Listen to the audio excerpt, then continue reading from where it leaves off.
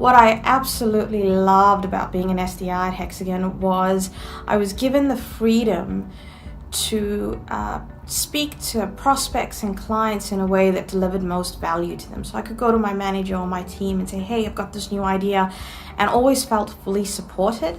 So it's not a traditional SDR role in that you are given the opportunity to express yourself, your creativity, and really think about how people want to be served. And that brings me a lot of happiness. And when I joined as an SDR, we had these HR sessions and chats with our team and really had the opportunity to express where we wanted to go.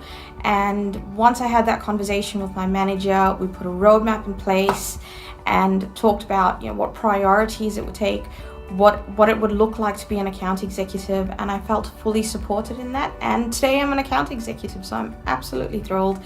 And being an SDR at Hexagon was a perfect platform for that.